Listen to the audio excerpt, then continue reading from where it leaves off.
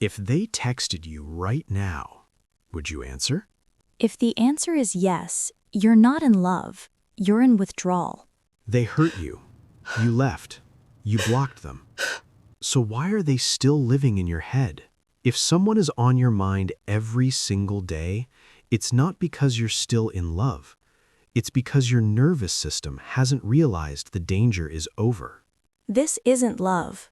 This is trauma bonding. And today I'm going to show you exactly why your brain confuses pain with connection.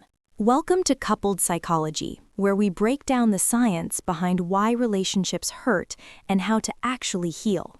Here's what most people don't understand about missing someone toxic. You think you miss the person, but what you actually miss is the chemical high your brain created during the cycle of pain and relief. Your nervous system learned to associate chaos with safety, and now calm feels dangerous. Dr. Patrick Carnes, who pioneered trauma bonding research, found that the strongest emotional bonds aren't formed through consistent love. They're formed through inconsistent treatment, pain followed by relief, fear followed by comfort, abandonment followed by desperate reconnection. Today, we're covering three things: what trauma bonding actually is and how it hijacks your brain, why the pain relief cycle creates stronger attachment than healthy love, and how to break free without feeling like you're losing a part of yourself. So what is trauma bonding exactly? It's not just staying with someone who hurts you. It's when your brain creates a powerful emotional attachment to the person causing you pain, because they're also the source of occasional relief from that pain. Think about it like this. They scream at you, ignore you for days, make you feel worthless. Your stress hormones spike. Cortisol floods your system. You're in fight or flight mode. Your nervous system is screaming danger. And then they come back. They apologize. They're sweet again. They tell you they love you. They hold you. And your brain releases a massive flood of relief chemicals: oxytocin, dopamine, endorphins. The stress stops. The pain stops. And your nervous system registers this person as your source of safety. But here's the trap. They created the danger in the first place. They're not saving you from the storm. They are the storm. But your brain doesn't process it that way. Your brain just knows pain stopped when they came back. Therefore, they equal safety. Because on that seventh day, the relief is so overwhelming that your brain marks it as the most important moment. You forget the 6 days of pain. You only remember how good it felt when they finally came back. And here's the part nobody tells you. The more they hurt you, the stronger the bond becomes. Dr. Carnes identifies 7 key stages of trauma bonding, but the most important one is this: the cycle of abuse followed by affection.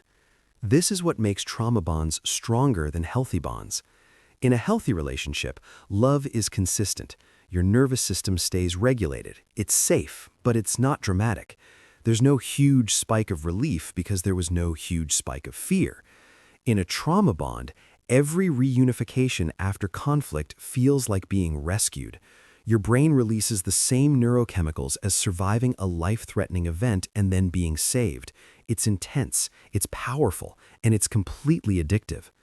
A study from the Journal of Interpersonal Violence found that survivors of abusive relationships show the same brain patterns as people recovering from cocaine addiction. The withdrawal is real. The cravings are real. You're not weak for missing them. You're experiencing neurological withdrawal from a drug your own brain created.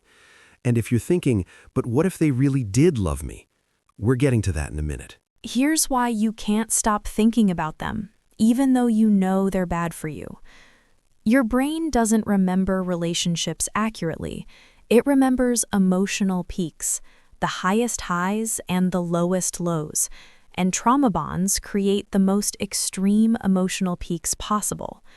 When someone treats you badly and then switches to treating you well, your brain experiences something called intermittent reinforcement.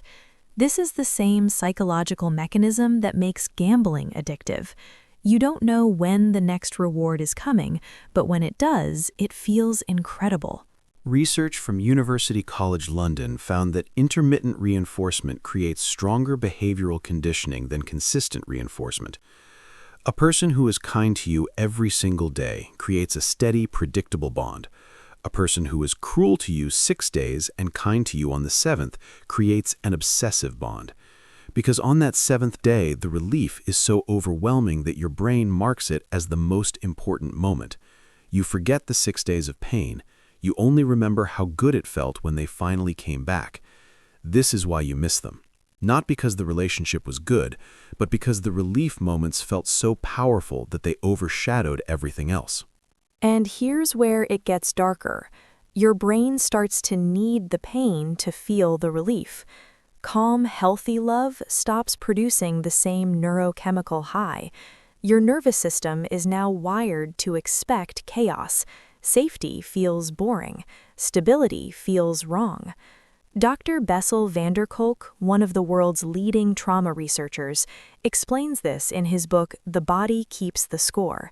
He found that people who've experienced trauma bonding often subconsciously seek out similar dynamics in future relationships, not because they want pain, but because their nervous system has been trained to associate love with intensity.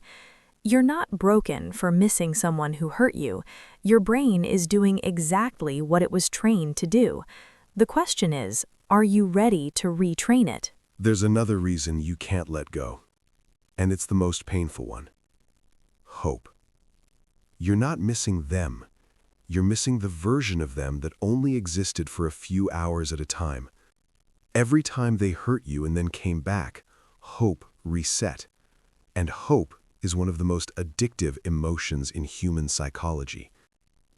Here's the cruel part. They gave you just enough good moments to make that hope feel real.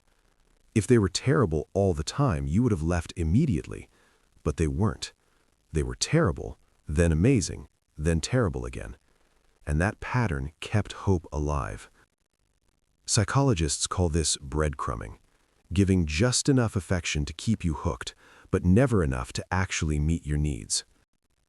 A study from the Journal of Social and Personal Relationships found that people stay in unfulfilling relationships longer when they receive occasional positive reinforcement. Just one kind gesture after weeks of coldness can reset your tolerance for pain. Your brain interprets that one kind moment as proof that they're changing, as evidence that if you just try harder, stay longer, love them better, the good version will stay. But it won't, because the cycle is the point. The cycle is what keeps you attached. So, how do you break a trauma bond when your entire nervous system is screaming at you to go back? If this were just emotional, you could think your way out of it. But this is neurological. Your body believes this person equals safety, even though your mind knows they're dangerous. You have to retrain your nervous system. And that takes time. Step 1. No contact. Real no contact. Not checking their social media, not driving past their house, not asking mutual friends about them. Every time you expose yourself to them, even digitally, you reset your nervous system's healing process. Step 2. Expect withdrawal. You will feel worse before you feel better. Anxiety, insomnia, obsessive thoughts, even physical pain. This is your brain detoxing from the neurochemical cycle it became addicted to. It's temporary, but it's brutal. Get support.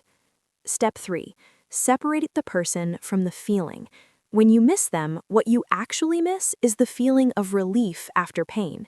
Your brain is craving that specific neurochemical cocktail. You can create relief through other methods: intense exercise, cold showers, breath work. Find what gives your body a similar rush without the person. Step 4. Grieve what never was. You're not just grieving the relationship, you're grieving the version you hoped it would become. That's a real loss. Be patient with yourself. Breaking a trauma bond isn't about being strong enough to walk away. It's about giving your nervous system enough safety and time to remember what real peace feels like. If you recognized yourself in this video, I need you to hear this. Missing someone who hurt you doesn't mean you still love them. It means your nervous system is healing from an addiction it never asked for. The pain you feel right now is withdrawal, and withdrawal means you're finally getting clean. Subscribe to Coupled Psychology for more trauma-informed relationship content every week. And be honest, if they called you tonight, would you pick up? Comment below, please. Remember, the danger is over. Your nervous system just doesn't know it yet. Give it time. See you next time.